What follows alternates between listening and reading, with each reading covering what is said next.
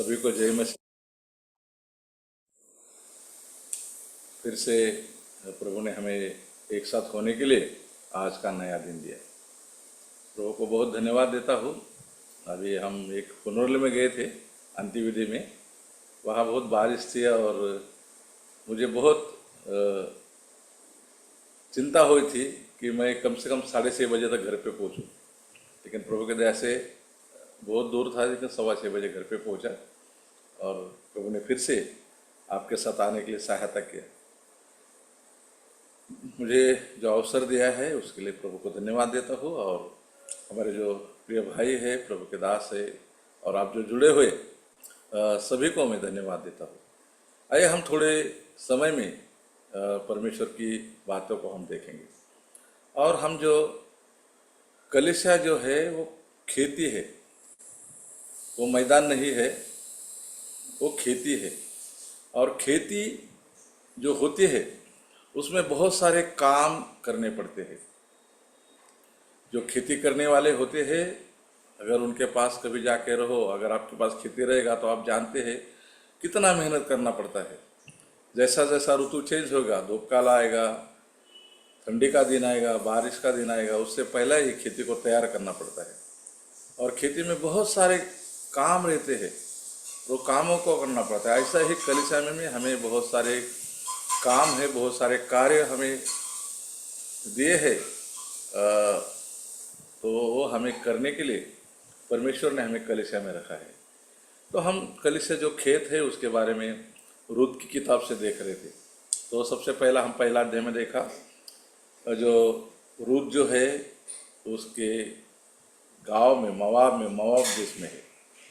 और वहाँ पर से वो हम देखते हैं अपनी सासू के साथ वो वापस बैतले में आ गई। बैतले में आई, फिर सवेरे सवेरे खेती में गई, और जो खेती में सीला बिनने का वो काम कर रही थी। सबसे हल्का काम, सबसे नीचा हुआ काम, एकदम हल्का काम। लेकिन कोई भी काम जो है वो हल्का नहीं होता है। कलीसिया में भी ऐसा है।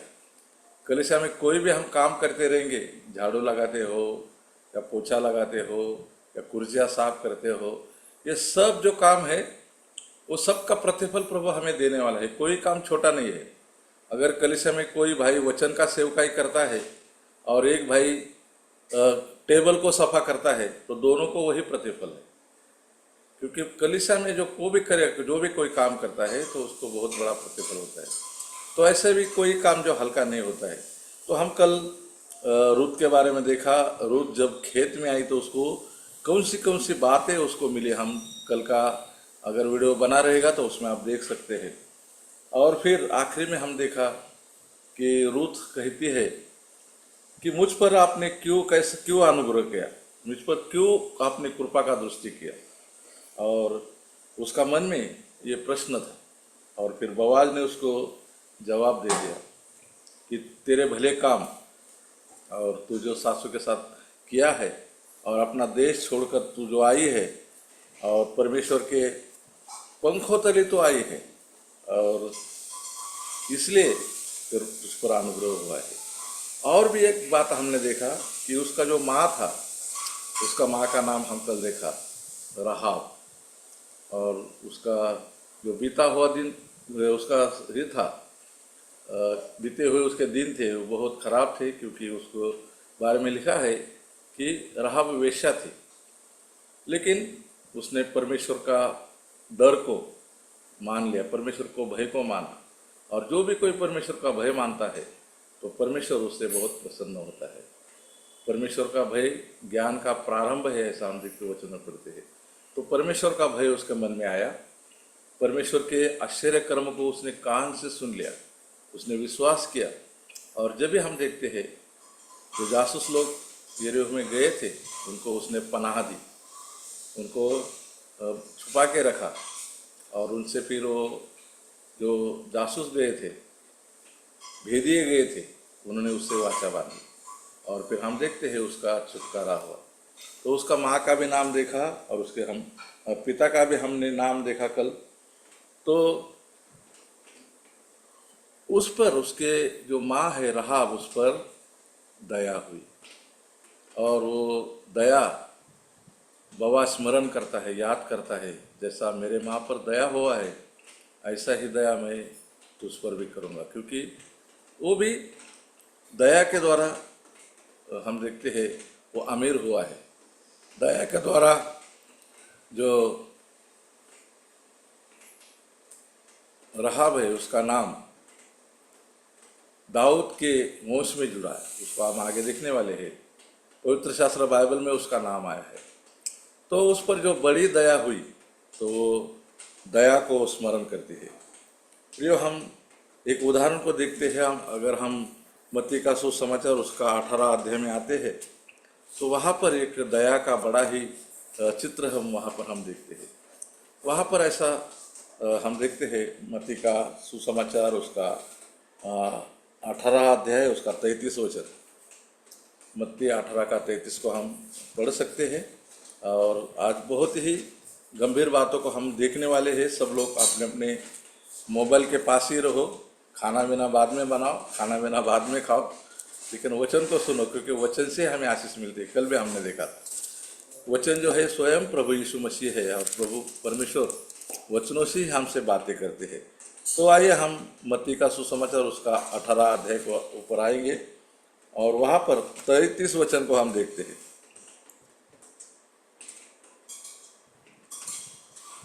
पढ़ रहे कोई भाई? जी दूसरे का 33 अंकल जी। मत्ती का सुसमाचार 18 अध्याय और 33 वचन 33। सो जैसा मैंने तुझ पर दया की वैसा ही क्या तुझे भी अपनी संगी दास पर दया करना नहीं चाहिए था। तो यहाँ पर प्रभु यीशु मसीह एक जो मनुष्य है उसको ऊपर जो दया किया था उससे वो बातें करते हैं। और वहाँ पर ऐसा लिखा है, जब हम वचन 25 में आते हैं तो ऐसा लिखा है, एक आदमी है उसके पास कर्जा चुकाने के पास उसके पास कुछ भी है नहीं, और उसके पास कुछ भी नहीं है और उसको कर्जा चुकाना है। तो वो कर्जा चुकाने के लिए उसका स्वामी उसके पास आया और उसको बोला, तेरी पत्नी बाल बच्चे है, जो कुछ है वो सबको बेचा जाए और तेरा कर्ज चुकाया जाए। अभी उसके पास कुछ भी नहीं, अभी क्या बाल बच्चे को बेचना है, पत्नी को बेचना है, तभी उसका कर्ज चुकाया जाए। फिर उसने क्या किया, वहाँ पर हम देखते हैं, उस दिन वो दास गिरकर उसे प्रणाम किया और कहा, हे स्वामी धीरज धर, मैं सब कुछ भर दूंगा। तब उस दास के स्वामी ने तरस खाकर उसे छोड़ दिया और उसका कर्जा भी क्षमा कर दिया। अभी उसके पास देने को कुछ नहीं है, कुछ भी नहीं है, और उसके पास तो मांगने को आया स्वामी। और स्वामी बोला, अभी मुझे कर्जा तेरा सब ये, लेकिन वो बहुत गिड़गिड़ाया, बहुत तरस, गिड़गिड़ाया, उसकी बहुत विनती की और उसके ऊपर तरस आया उसको। और फिर उसने कहा कि तेरा कर्जा भी मैंने क्या किया, क्षमा कर दिया है। फिर वो जो है जिसको क्षमा कर दिया था, बहुत बड़ा कर्जा था उसके ऊपर, और वो जो है उसको 10,000 तोड़े देना था, यानी कि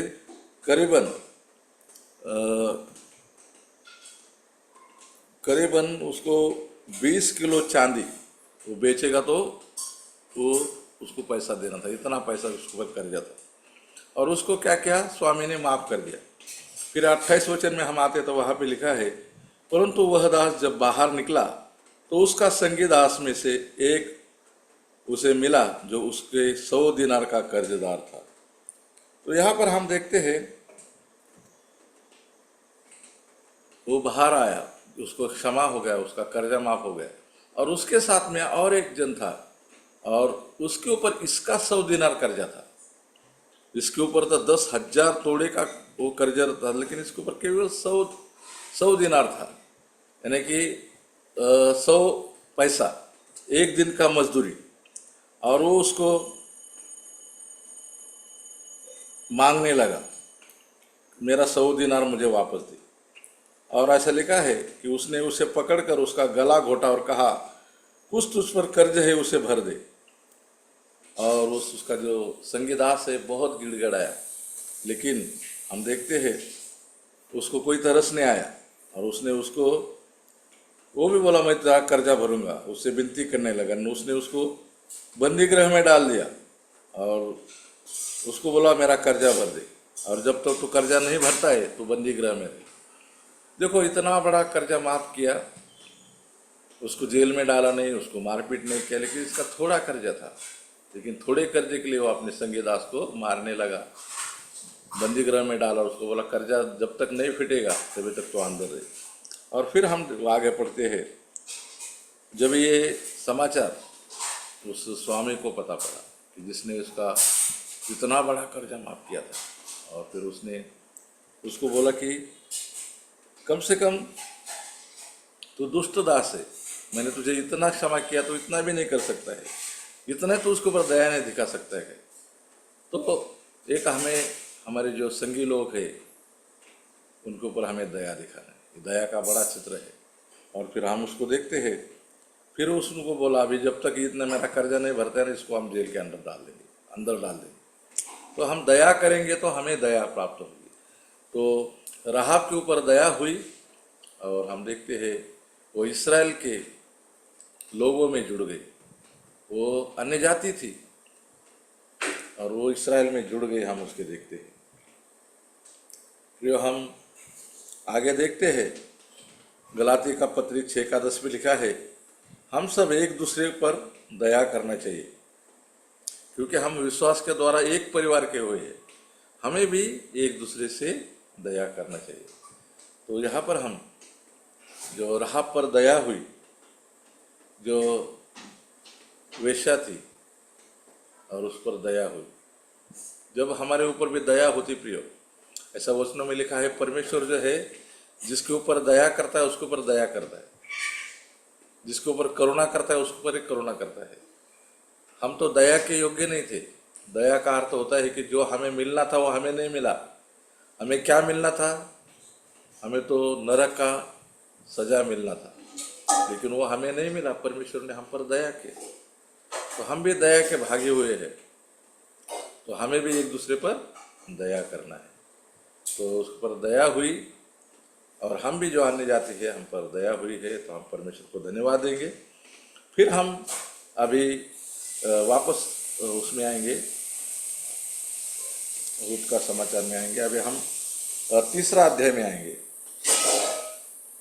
रूत का किताब उसका तीसरा अध्याय में हम लोग आएंगे। नहीं सॉरी, और एक दो बातें बाकी है। अभी वहाँ पे लिखा है 17 वचन में, उसने सांझ तक वहाँ पर सिला बिना। फिर वो सब उसने जब वो 15 किलो उसको मिला अनाज, तो वो घर पे लेके गई। फिर उसके सासू ने पूछा तू आज कहाँ बिनने को गई थी? तो उसने बोला आज तू कहाँ बिनती, 19 वचन में लिखा है 2:19 में, और कहाँ अपने काम करती थी, धन्य है वह जिसने तेरी सुधि ली। और उसने बोला कि मैं जो बवाज नाम का एक पुरुष है उसका ही खेत में मैं आज बिनी। और अपनी सास को उसने बता दिया कि मैंने किसके पास काम किया, और कहा जिस पुरुष के पास मैंने आज काम किया उसका नाम बोआज है। फिर वो नवामी थी, उसकी सासू माँ नवामी ने अपना बहू से कहा वह यहोवा की ओर से आशीष पाए, वह यहोवा की ओर से आशीष पाए, परमेश्वर की ओर से आशीष पाए, क्योंकि उसने न तो जीवितों पर और न मरे हो पर से अपनी करुणा हटाई। उसने जीवित पर से और मरे हुए पर से भी अपनी करुणा न हटाई। तो वो करुणा करने वाला था। अभी जीवित कौन है? ये दोनों विधवा। और मरे हुए कौन है? अलीमेलेक और उसके दोनों बेटे। तो दोनों के ऊपर उसने करुणा की, हम यहाँ पर देखते हैं। और वो नवामी में कहा कि वह हमारा कुटुंब है, हमारा रिश्तेदार है, हमें हमारा छुड़ाने का अधिकार उसके पास है, जो हमारी भूमि है। अभी तो हम 10 साल बाहर गए, हमारा भूमि अभी दूसरे के हाथ में गया है, तो उसका छुड़ाने का अधिकार भी उसी का है, क्योंकि वो हमारा कुटुंब है। और फिर उसने आगे हम देखते हैं, तब रुत मोआबिन बोली, उसने मुझसे यह भी कहा, जब तक मेरे सेवक मेरी सारी कटनी पूरा न कर चुके तब तक उन्हीं के संग संग लगी रही। तो पूरा ऋतु खत्म होने तक उसको बोआज ने कहा, मेरे ही खेत में तू रहना और मेरे जो कटनी करने वाले उनके साथ में रहना। और नोआमी ने कहा, उसके सासू ने कहा, मेरी बेटी यह अच्छा है कि तू उसके दासियों के साथ साथ जाया करे और वे तुझसे दूसरे के खेत में न मिले तो उसके खेत में तो करना। वे 23 वचन को हम पढ़ेंगे, वहाँ पे लिखा है, इसलिए रुत जौ और गेहूं दोनों के कटनी के अंत तक बीनने के लिए बोआज के दासियों के साथ साथ लगी रही और अपनी सास के यहाँ रहती थी और अपने सास के पास रहती थी। और जौ का वहाँ पे ऋतु शुरू हुआ था, फिर जौ का कटनी होने तक वो सिला भी नहीं रही, बीनती रही बोआज के खेत में। फिर उसके बाद गेहूं भी काटा गया, गेहूं का भी वो सिला भी नहीं। और वो दोनों का जो सीजन है, हार्वेस्ट है और जो ऋतु है, बहुत दिन तक वो जब चलता है। उसके बड़े बड़े खेत थे। अभी हमारे महाराष्ट्र में आएंगे तो जिस एरिया में हम रहते हैं उसको कोकन कहते हैं। यहाँ की खेती बहुत छोटी छोटी है, लेकिन अगर हम थोड़ा आगे जाएंगे तो बड़े खेत थे। और एक बार खेत का काम शुरू होता है तो 2-3 महीना वो काम शुरू रहता है। तो इसको भी कम से कम 2-3 महीना काम मिला है। तो पूरा ऋतु खत्म होने तक, सीजन खत्म होने तक वहाँ पर उसने काम किया। तो सीजन का बहुत बड़ा महत्व है जो खेती करने वाले होते हैं। एक वचन को हम पढ़ेंगे तो पूरा सीजन उसने वहाँ पर काम किया और उसके खेत में भी वो लगी रही। यिर्मयाह नबी का किताब हम 8 वचन और 8 अध्याय 20 वचन को पढ़ेंगे। यिर्मयाह 8:20। कटनी का समय बीत गया, फल तोड़ने की स्थिति भी समाप्त हो गई और हमारा उद्धार नहीं हुआ। कितना बढ़िया वचन है, देखो यहाँ पर वो 8:20 में देखो,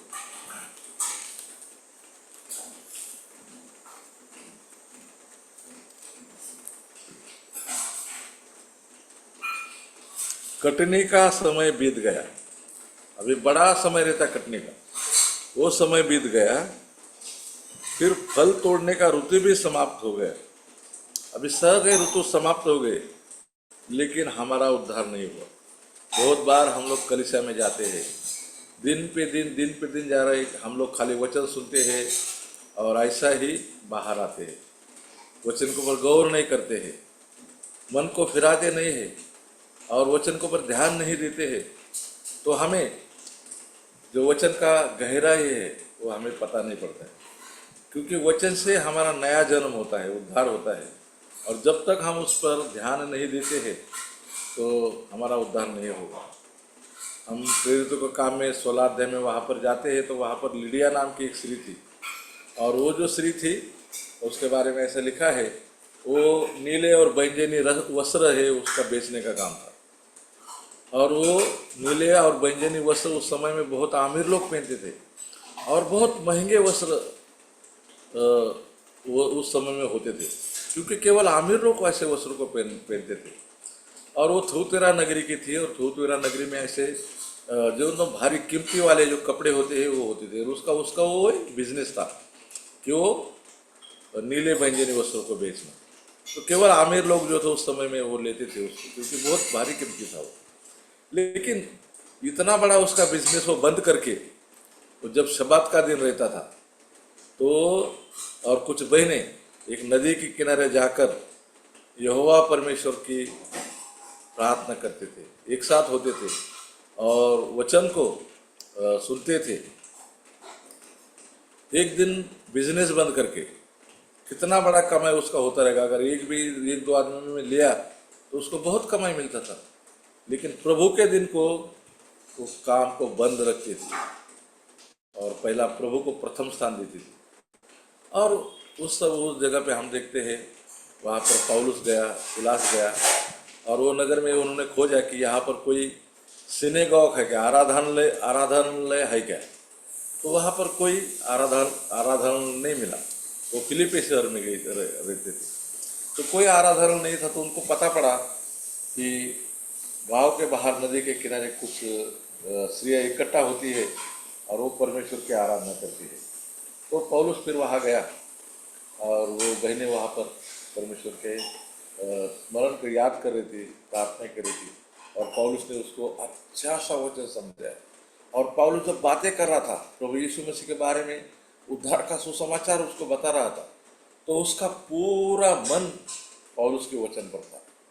और हम देखते हैं उसका मन में परमेश्वर के वचन ने काम किया, और फिर उसका उद्धार हुआ, फिर उसका बपतिस्मा हुआ। और उसने वो उसका बपतिस्मा होने के बाद उसने पौलुस और सिलास को बोला, अगर मैं एक विश्वास नहीं मुझे समझते तो मेरे घर में कुछ रहो। और प्रियो, पूरा जब मन वचन के ऊपर लगाया तो उसका उद्धार हो गया। और विदेश में अन्य जातीय लोग में इस स्त्री के द्वारा, जिसका नाम लुदिया है, लीडिया है, उसके द्वारा पहली कलीसिया फिलिपो में स्थापित हुई, फिलिपी शहर में।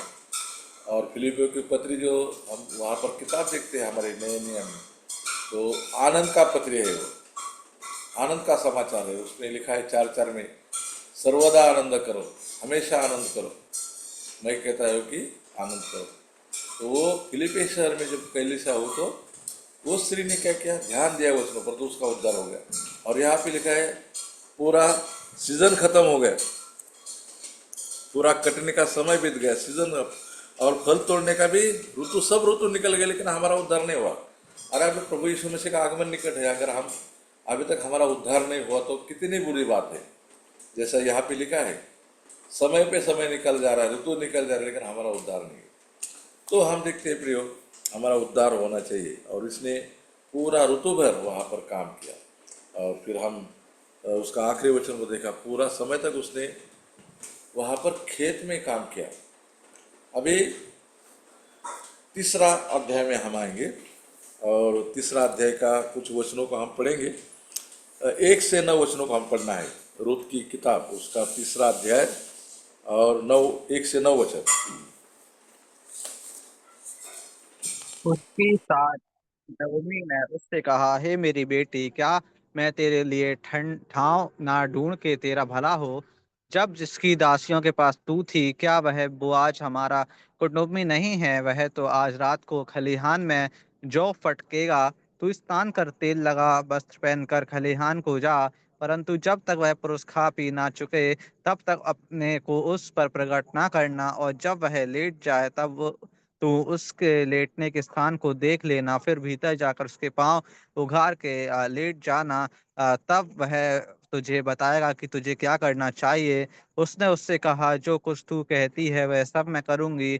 तब वह खलिहान को गई और अपनी सास की आज्ञा के अनुसार ही किया। जब मुआब खा पी चुका और उसका मन आनंदित हुआ, तब जाकर राशि के एक सिरे पर लेट गया। तब वह चुपचाप गई और उसके पांव उघाड़ के लेट गई। आधी रात को वह पुरुष चौंक पड़ा और आगे की ओर झुककर क्या पाया कि मेरे पांव के पास कोई स्त्री लेटी है। उसने पूछा, तू कौन है? तब वह बोली, मैं तो तेरी दासी रूथ हूँ। तू अपनी दासी को अपनी चादर उड़ा दे, क्योंकि तू हमारी भूमि छुड़ाने वाला कुटुंबी है। 10 वचन भी पढ़े हुए।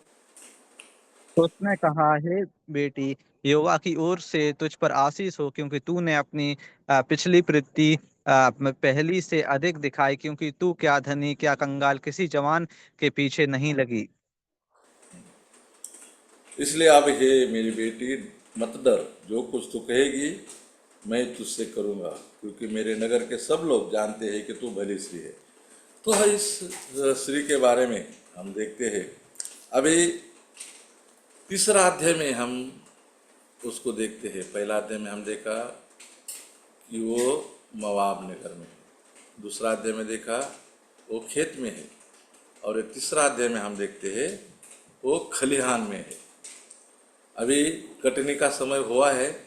अभी पूरा जो कटनी करके जो अनाज है अभी वो खलिहान में लाया है।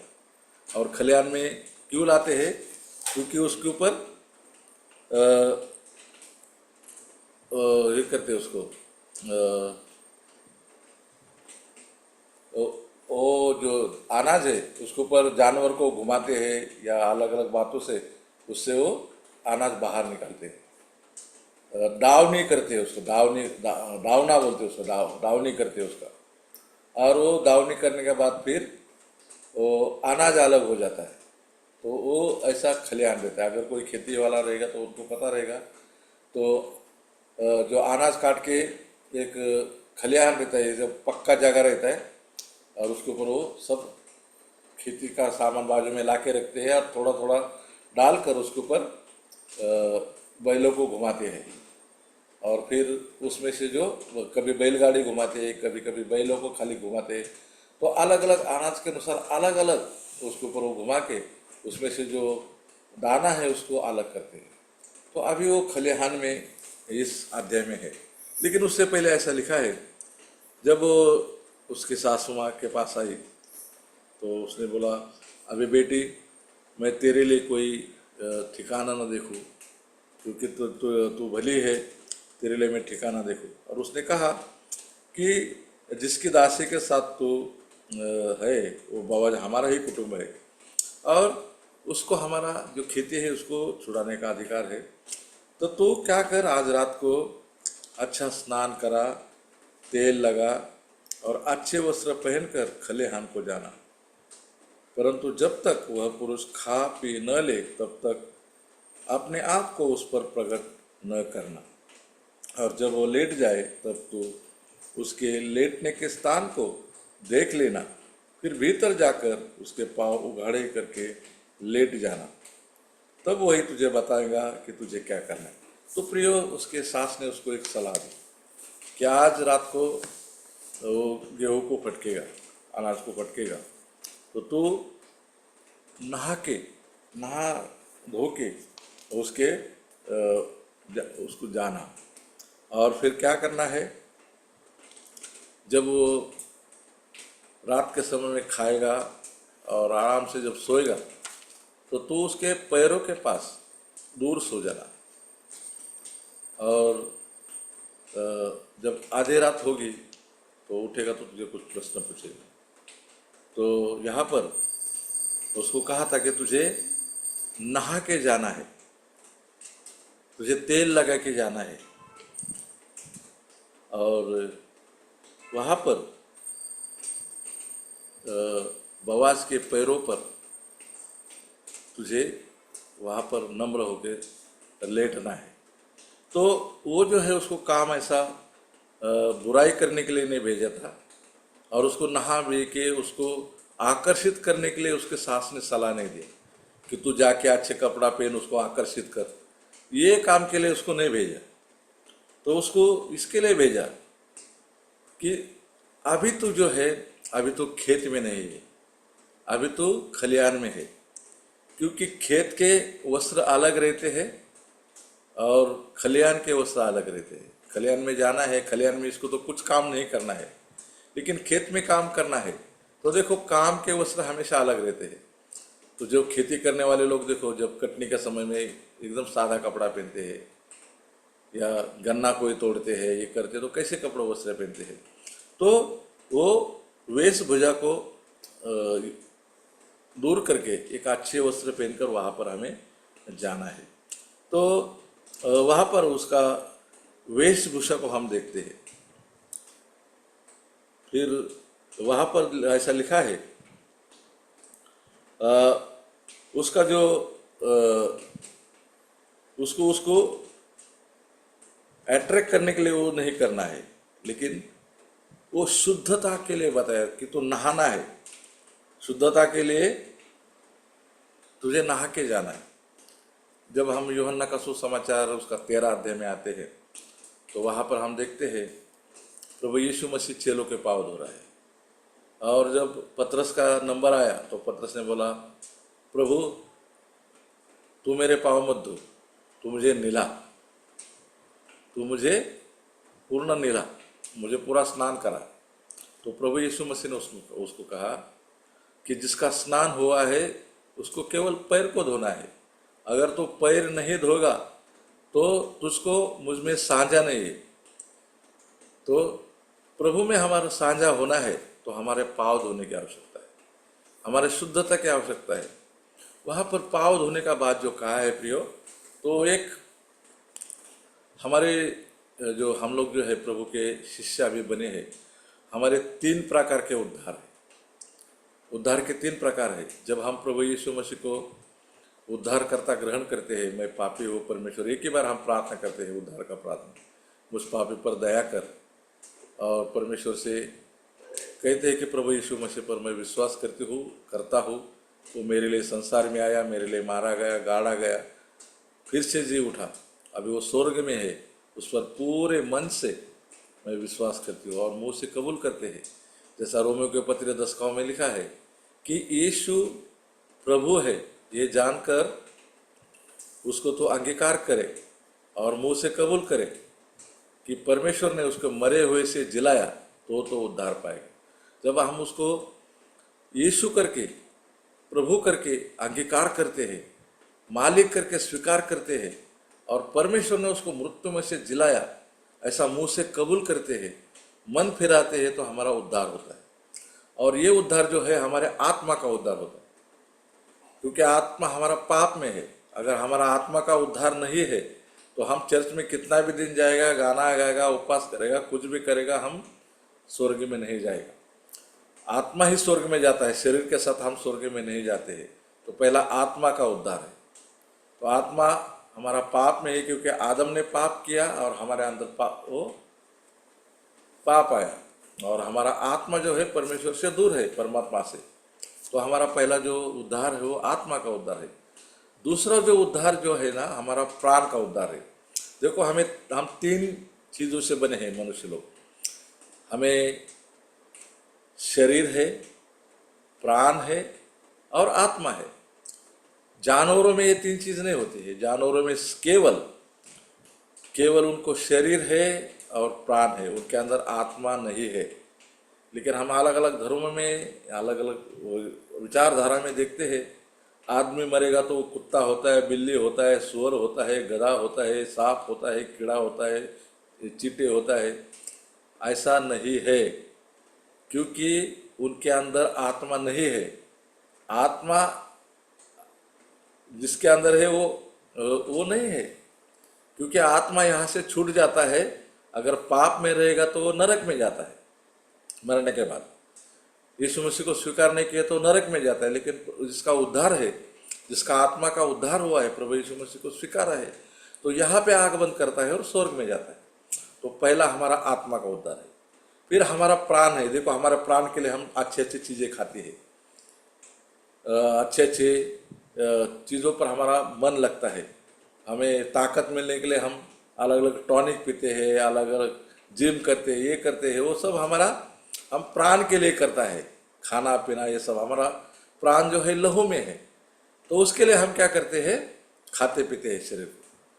तो हमारा जो प्राण जो है, वो प्राण का भी उद्धार है। और उद्धार कैसा है, हम दिन भर, अभी हमारा पहला उद्धार हुआ है आत्मा का, तो हम संसार में जब जाते हैं दिन भर, तो हमारे से पाप जरूर होगा।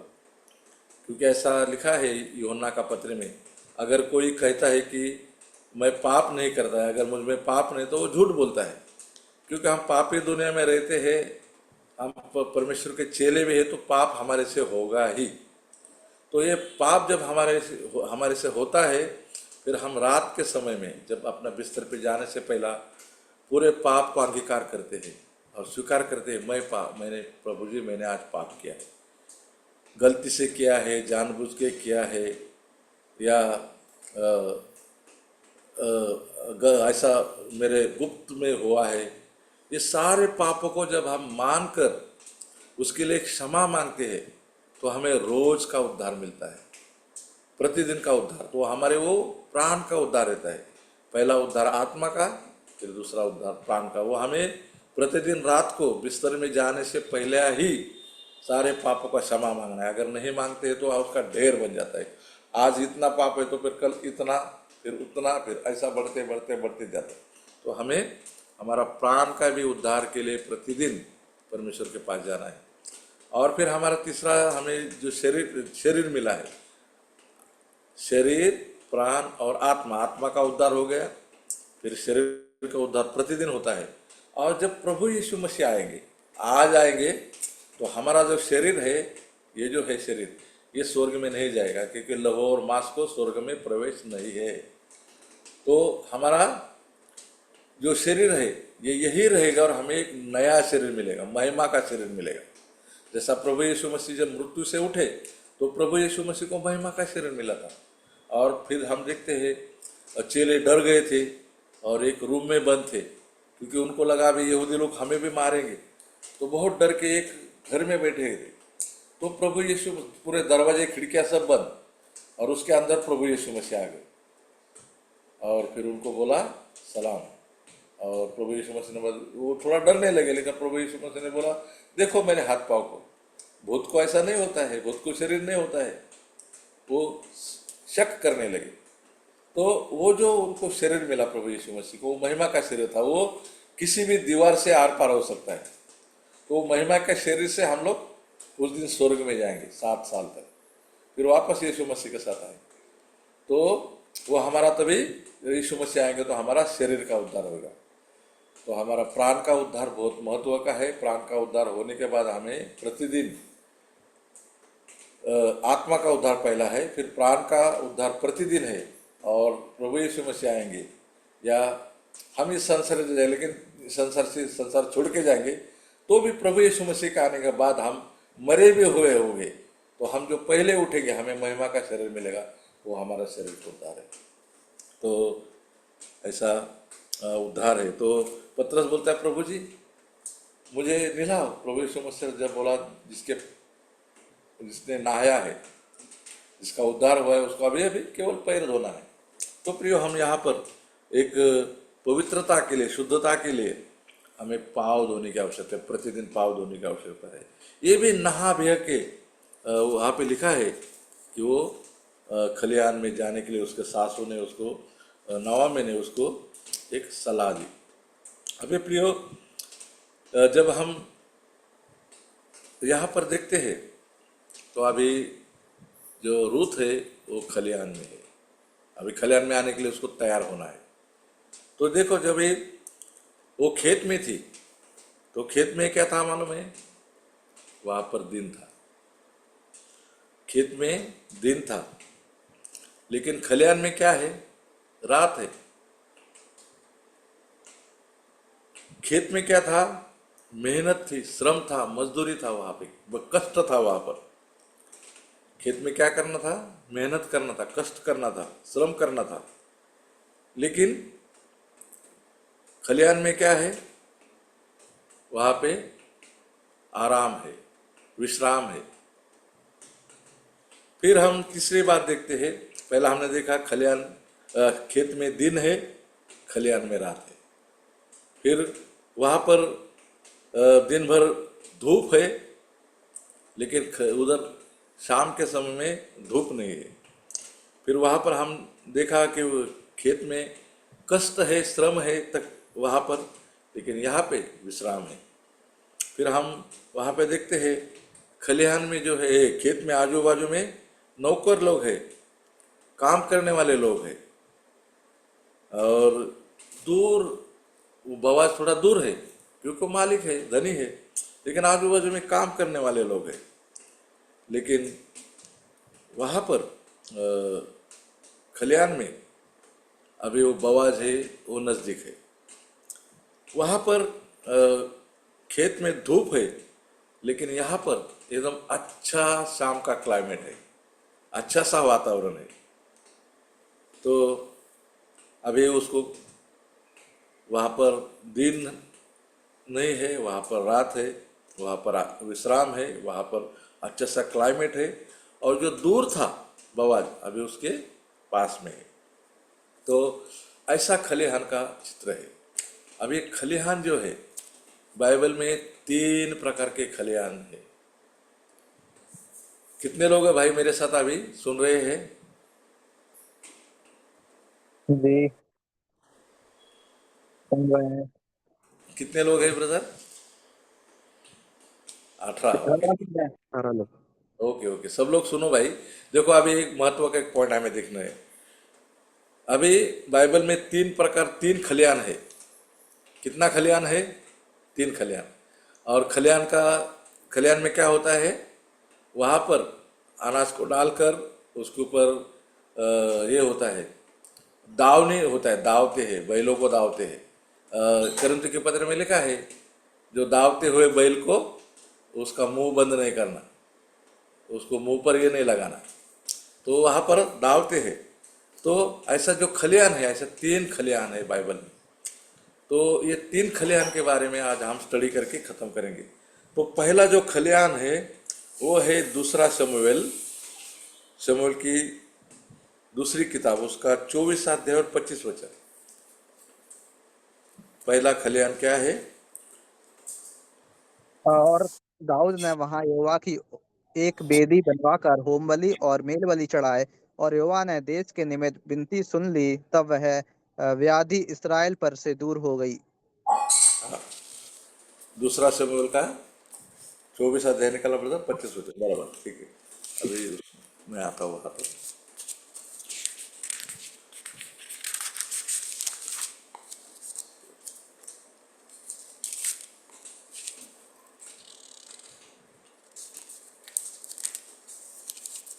दूसरा अध्याय का 25 वचन भाई ने पढ़ा, धन्यवाद। अभी वहाँ पे हम ऐसा पढ़ा है, तब दाऊद ने वहाँ यहोवा की एक वेदी बनवाकर होम बलि मेल बलि चढ़ाए, और यहोवा ने देश के निमित्त विनती सुन ली। तब महामारी इसराइल से दूर हुई। ये जो है यहाँ पर एक महामारी शुरू हुई, और वो महामारी क्यों शुरू हुई? हम अगर 10 वचन में आते हैं तो वहाँ पर हम देखते हैं दाऊद के मन में शैतान ने काम किया।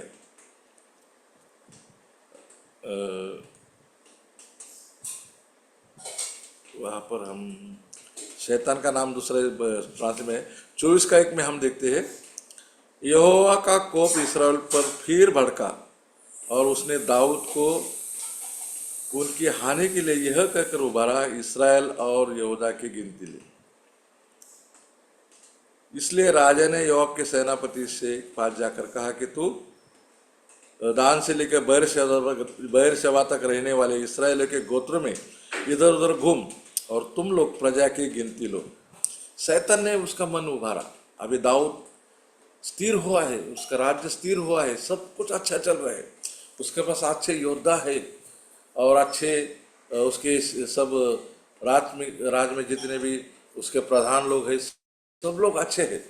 लेकिन शैतान ने उसका मन उभारा और उसको कहा, शैतान ने, अभी तो ये काम कर, तेरे जितना भी लोग हैं प्रजा के तू गिनती करना।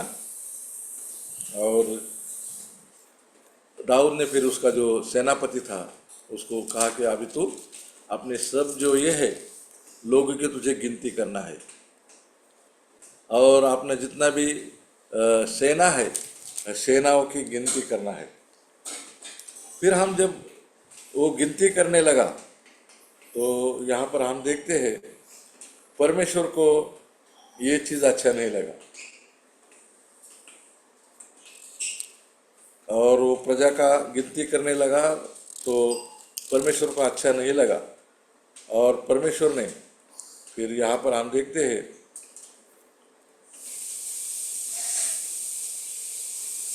10 वचन में देखते हैं, प्रजा की गिनती करने के बाद दाऊद का मन व्याकुल हुआ, अतः दाऊद ने यहोवा से कहा, यह काम जो मैंने किया है वह महापाप है, तो अब हे यहोवा अपने दास का अधर्म दूर कर, क्योंकि मुझसे बड़ी मूर्खता हुई है। और जब उसने ये लोगों को गिनने का शुरू किया तो हम देखते हैं परमेश्वर को अच्छा नहीं लगा, और परमेश्वर ने वहाँ पर महामारी को भेज दिया। और दाऊद को भी अपना जो गलती उसने किया था उसको एहसास हो गया, और वो कहते कि मैंने महापाप किया है, केवल पाप नहीं किया है, मैंने परमेश्वर के विरुद्ध महापाप किया है। ये महापाप का उल्लेख यहाँ पे आया है। सब जगह पे पाप पाप पाप रहता है, लेकिन यहाँ पर लिखा है दाऊद कहते मैंने महापाप किया है और मैंने अधर्म किया है, यह अधर्म मुझसे दूर हो। और फिर वो गाद नाम के नबी के पास नबी था उसका जो उसके पास जाता है और फिर परमेश्वर ने उसको कहा कि मैं तुझ पर 3 विपत्तियां भेजूंगा, तो उसमें से तो एक चुनना। तो 3 विपत्ति क्या थी? देखो, पहला विपत्ति था तेरे देश में 7 साल तक अकाल पड़ेगा। अभी दाऊद राजा है और उसका राज्य में 7 साल तक अकाल पड़ेगा। फिर दूसरा क्या था? 3 महीने तक तेरे शत्रु तेरा पीछा करते रहे और तो उनसे भागता रहेगा, अकाल पड़ेगा। ये पहला है। एक दूसरा है, तेरे शत्रु तेरा पीछा करेंगे तो उसके सामने भागता ही भागता रहेगा। और तीसरा है, 3 दिन तक मैं मरी फैलाऊंगा। तो उसमें से तो चुन, मैं क्या तुझसे करूं? तूने तो बड़ा महापाप किया है और तेरे देश को और तुझे ये इसका परिणाम तुझे भुगतना है। तो 3 उसके पास परमेश्वर ने बोला, ये 3 पर्याय है, तो कौन सा चुनना है? तो फिर दाऊद ने कहा 14 वचन में, 24 का 14 में, दाऊद ने गाद से कहा, क्योंकि गाद जो परमेश्वर का भविष्यद्वक्ता था, वो परमेश्वर से बातें कर रहा था, मैं संकट में हूँ, हम यहोवा के हाथ में ही पड़े, क्योंकि उसकी दया बड़ी है, परंतु मनुष्य के हाथ में न पड़ो। और उसने कहा कि मैं परमेश्वर के हाथ में पड़ूंगा, हमारे देश में मरे आने दो, चलेगा, लेकिन शत्रु मेरा पीछा करे, मैं दौड़ता रहूं और अकाल आएगा और तकलीफ होगी, इससे तो यहोवा के हाथ में पड़ना मुझे अच्छा लगता है। और हम देखते हैं प्रियो 15 वचन में, फिर इसराइल में सवेरे से ले ठहराए और उस समय तक मरी फैला रही और दान से बरशदम तक जो लोग रहे थे 70,000 लोग मर गए। दाऊद का एक ही गिनती किया, वो परमेश्वर को अच्छा नहीं लगा और वो मरी फैल गई। अभी यहाँ पर कितने हजार लोग मरे हैं? 70,000 लोग मरे हैं। फिर हम देखते हैं जब 16 वचन में, परंतु जब दूत ने यरूशलेम का नाश करने को उस पर अपना हाथ बढ़ाया, तब यहोवा ने विपत्ति डालकर तब यहोवा यह विपत्ति डालकर शोकित हुआ और प्रजा का नाश करने वाले दूत से कहा, बस कर, अब अपना हाथ खींच। यहोवा का दूत उस समय में अरोना नामक एक यबूसी के खलिहान के पास था और जो दूत आया यरूशलेम को खत्म करने के लिए, नाश करने के लिए, और परमेश्वर ने लोगों पर दया की। और वहां पर एक दूत आया और वो कहाँ खड़ा था? अरोना के नामक जो यबूसी था उसका खलिहान था वहां पर, यरूशलेम के वहां पर वो दूत खड़ा रहा। फिर हम देखते हैं वो जो प्रजा का नाश करने वाला दूत है वो दाऊद को दिखाई दिया और दाऊद ने क्या किया? यहोवा से उसने परमेश्वर से कहा, परमेश्वर मैंने पाप किया है, मैंने कुटिलता की है, परंतु इन भेड़ों ने, इन लोगों ने क्या किया है, इसलिए तेरा हाथ मेरे और मेरे पिता के घराने के विरुद्ध, मेरे घराने पे आने, इन लोगों पे परमेश्वर तो हाथ मत चला। और उसने उस दिन उसको 18 वचन में हम पढ़ते हैं, उसी दिन गाद ने दाऊद के पास जाकर उससे कहा, जाकर अरोना यबूसी के खलिहान में परमेश्वर की एक वेदी बनवा। अतः दाऊद यहोवा के आज्ञा के अनुसार गाद का ये वचन मानकर गया और जब वो अरोना ने उसको दृष्टि करके दाऊद को कर्मचारी समेत अपने ओर आते देखा, तो अरोना ने निकलकर भूमि के मुंह बल तक गिरा और राजा को दंडवत किया। और अरोना ने कहा, मेरा प्रभु राजा अपने दास के पास क्यों पधारा है? दाऊद ने कहा, तुझसे यह खलिहान मोल लेने आया हूँ कि यहोवा का एक वेदी बनाओ जिससे यह महामारी प्रजा दूर हो जाए। यहाँ पर हम देखते हैं अभी दूत वो खलिहान में खड़ा है और गाद ने बोला, भविष्यद्वक्ता ने बोला दाऊद के पास जाके, तो वो खलिहान है ना, उसको बिकट ले और उसको परमेश्वर के लिए वेदी बना, वहाँ बलिदान कर। और उसने फिर वो अरोना के पास दाऊद गया, तो अरोना ने दूर से देखा, अरे राजा मेरे पास आ रहा है, उसको दंडवत किया, प्राण, आपको क्या चाहिए? तो उसने कहा कि मुझे तेरा खलिहान चाहिए। लेकिन दाऊद ने कहा मुझे फ्री में नहीं चाहिए, उसका जितना कीमत है मैं उसको दे दूंगा। और उसने उसका कीमत दे दिया। वहाँ पर वेदी बनवाई, बलिदान किया, और परमेश्वर का क्रोध उस खलिहान में रुक गया। 70,000 लोग तभी तक मरे थे, और भी लोग मरने वाले थे। तो पहला जो खलिहान है वो अरौना का खलिहान है, और वो जो है ये हम विश्वासी का वर्तमान समय को बताता है। सॉरी, ये जो विश्वासी का जो है भूतकाल को बताता है, जो हमारा गया हुआ दिन है उसको बताता है, जो अरवना का खलिहान। तो अरवना का खलिहान में क्या हुआ?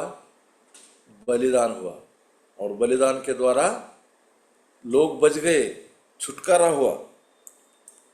और वहाँ पर जो मरी फैल गई थी, लोग मरने वाले थे, वो रुक गई। और ये जो चित्र हमारे प्रभु यीशु मसीह को दिखाता है। प्रभु यीशु मसीह ने हमारे लिए जो खलिहान, जो गांव के बाहर था, वहाँ पर बलिदान हुए। यीशु मसीह ने भी हमारे लिए यरूशलेम के बाहर अपना खुद का बलिदान दे दिया, और हमें उसने बचाया। जो मृत्यु की पीड़ा हमारे ऊपर आने वाली थी, वो मरी हमारे ऊपर आने वाली थी, वो मरी को थाम दिया, नरक से हमें बचा लिया। तो ये प्रभु यीशु मसीह का बलिदान का चित्र है। दूसरा जो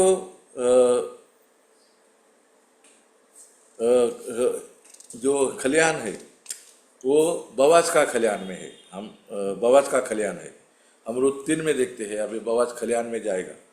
तो वो जो है वो विश्वासियों का वर्तमान समय है। जब हम अभी है, अभी हम वर्तमान समय में है, क्योंकि हम विश्वासी है। और हमारा भूतकाल में क्या हो गया? प्रभु यीशु मसीह ने हमारे लिए बलिदान किया, तो हमारा मृत्यु टल गया।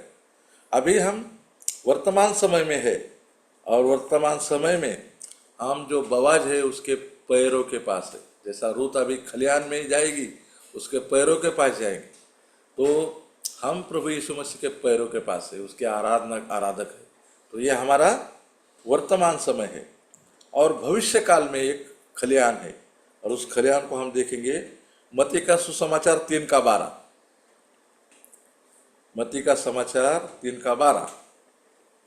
उसका सूप उसके हाथ में है, और वह अपना खलिहान अच्छी रीति से साफ करेगा, और अपने गेहूं को तो खत्ते में इकट्ठा करेगा, परंतु भूसी को उस आग में जलाएगा जो बुझने की नहीं।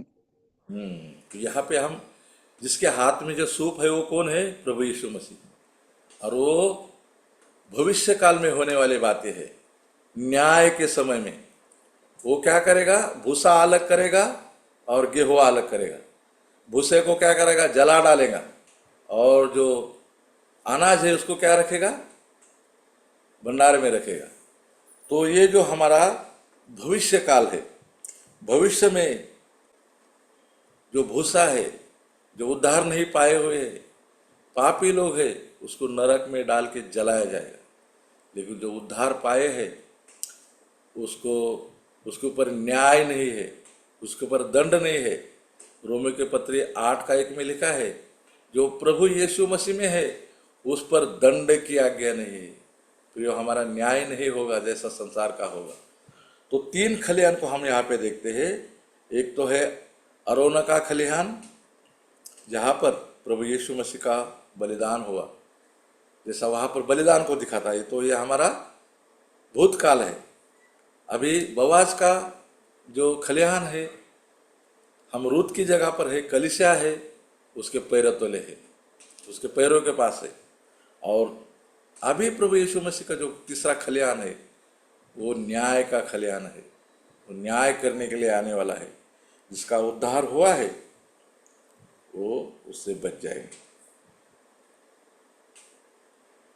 अभी हमको, हम प्रभु के पाँव के पास है और हम खलिहान में है। हमें जितना भी उसके पैर पर उसकी आराधना करना है उसको हमें करना है।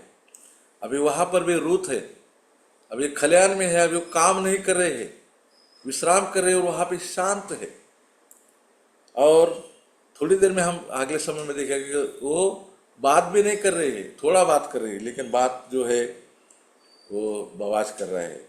एकांत समय है वहाँ पर, और वो इंतजार कर रहे हैं कि बवाज क्या बोलेगा, बवाज क्या बात करेगा। हम भी शांत समय में प्रभु हमसे बात कैसा करेगा, इसके बारे में हम अगले समय में देखेंगे। अभी हम बवाज के खलिहान में है, तो ये हमारा वर्तमान काल है। बवाज हमारा प्रभु यीशु मसीह है, और हम उसके खलिहान में है, उसके आराधक बनकर, उसके दास बनकर वो हम पर अनुग्रह करेगा। हमारा उसने जैसा रूत का वो उसने उसको खेती का छुटकारा किया, तो हमारा भी उसने छुटकारा किया है। और हमने अभी आखिरी में 3 खलिहान को देखा। तो पहला खलिहान हमारा भूतकाल, दूसरा खलिहान हमारा वर्तमान काल, तीसरा खलिहान प्रभु यीशु मसीह का न्याय। ये बातें समझने के लिए प्रभु आपको सहायता करे। परमेश्वर के नाम की महिमा हो। मुझे दिए हुए समय के लिए आपको धन्यवाद देता हूँ। प्रभु